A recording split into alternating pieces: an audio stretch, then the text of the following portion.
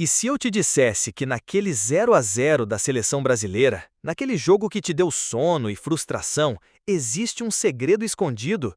Um detalhe que a maioria não viu, mas que pode ser a chave para entender se o Brasil vai voltar a ser temido ou se estamos apenas começando mais um ciclo de decepção. Fica comigo, porque o que eu vou te contar vai mudar a forma como você vai assistir aos próximos... Começo do trabalho, né? Principalmente, se fala de dias, são 2, 3 dias, né? Então, é apenas um começo e, inclusive, nas outras entrevistas eu até falei, conhecendo o Mister, acho uma pena, até mesmo para nós jogadores, para vocês, repórter, para o povo brasileiro, para o futebol brasileiro, mais importante, é uma pena ter poucos dias, né, com esse cara, com essa pessoa, com esse treinador, porque às vezes a gente merece, o futebol brasileiro merece pessoas assim, né? E eu acho que o que é mais válido falar hoje foi a solidez, né? Solidez defensiva. Estávamos jogando contra o segundo colocado. É claro, se tratando de seleção brasileira, a gente sempre tem que pensar mais, sempre tem que estar querendo propor o jogo, mas primeiro tem que arrumar coisas, né? E acho que uma parte que nós conseguimos foi a solidez defensiva, né? Acho que você não sofrer, você não tomar o gol, acho que ajuda a voltar a confiança. Cara, totalmente... E veste a camisa da seleção. A corneta soou alto, e com razão. Teve gente, como o craque Neto, que foi direto na ferida, apontando o dedo e dizendo o que muitos pensavam.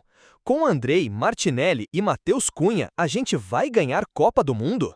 É uma dor que a gente conhece. A gente lembra de 2002, de Rivaldo, de um time que tinha craques que decidiam, e olha para o campo hoje e sente um vazio. E para piorar, vimos lances bizarros, como aquela bola que passou entre as pernas do atacante na cara do gol. Vergonha, foi a palavra que muitos usaram. E o Vini Júnior, o herói de 2 finais de Champions League, o cara que aterroriza as defesas na Espanha, parecia um jogador comum, perdido em campo. Por quê? A camisa 10 pesou?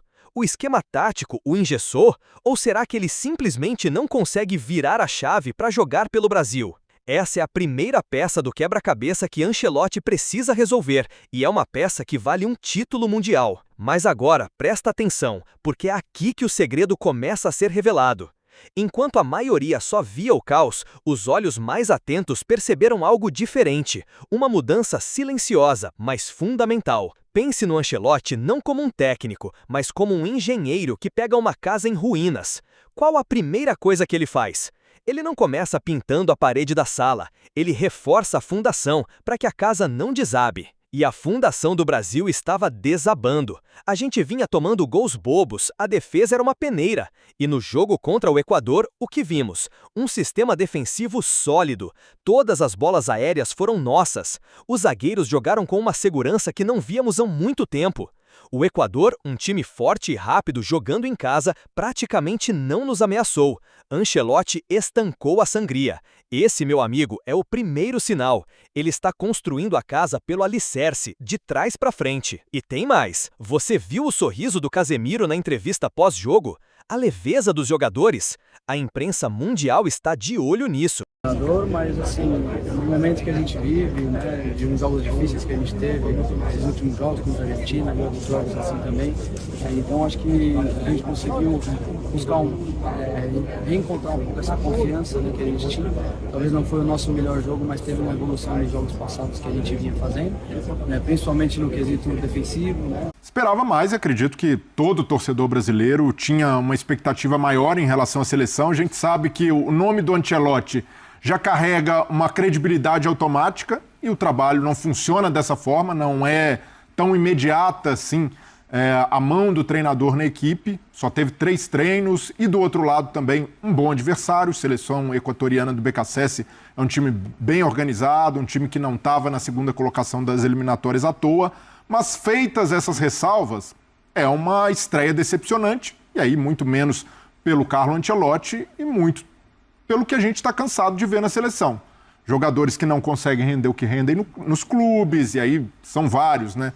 O ataque, mais uma vez, não funcionou, o Richarlison recebeu oportunidade, bateu muito com os zagueiros ali, trombando, demonstrando vontade, mas pouco teve a bola para trabalhar. O Vini Júnior, com dificuldade no 1 contra 1, ficou até o fim da partida, mas ainda assim, sem ser aquele Vini Júnior que o torcedor espera, e até pelo tipo de marcação da seleção equatoriana, né? O Ordonhas ali fazendo uma marcação muito cerrada, com cobertura do pátio. o ataque brasileiro não teve muito espaço para se criar. O Estevão também acabou decepcionando na sua primeira partida como titular da seleção, errou muito. E aí a gente pode, mas a idade, 18 anos, e aí a gente vê caras como o Casimiro, com experiência, com casca de seleção, também cometendo muitos erros, principalmente no primeiro tempo, erros de passe da seleção, o meio-campo não se encontrou.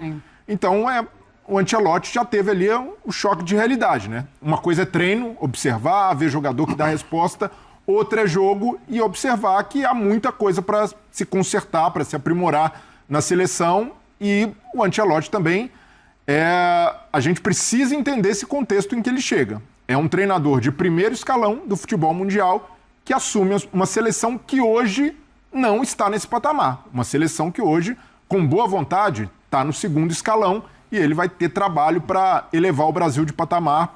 Estou assistindo aqui pela Globo, Luiz Roberto, gente boa, baita narrador. Vocês acham que a gente vai ganhar a Copa do Mundo com Andrei, Martinelli,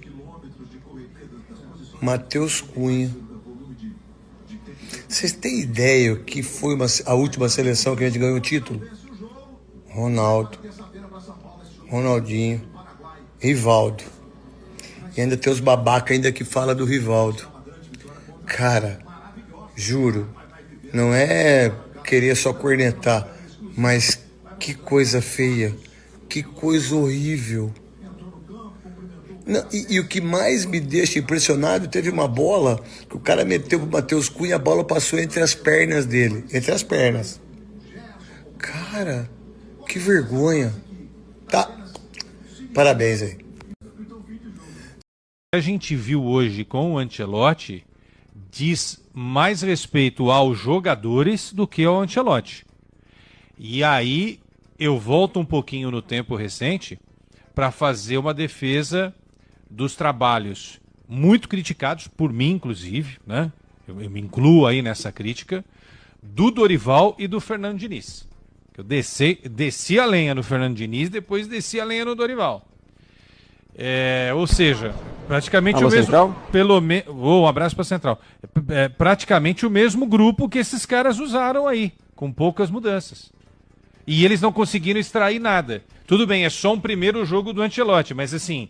É praticamente o mesmo time, né? Então é isso que a gente precisa entender também. Recuso a acreditar que aquela seleção que a gente viu em campo ontem, horrorosa, sem nenhum tipo de ideia, seja a seleção comandada, segundo vocês aqui no De Placa, pelo melhor treinador de seleções do mundo.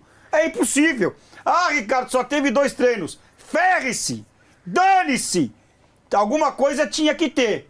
E não teve absolutamente nada. E você que tá aí, reza, faz assim, ó, reza assim. Cuidado, pelo amor de Deus. Pai nosso que estás no céu, Ave Maria, a religião que você for, reza, pede a Deus para que Neymar esteja na seleção brasileira na Copa do Mundo. Com ele é possível ganhar. Sem ele, não passa na primeira fase.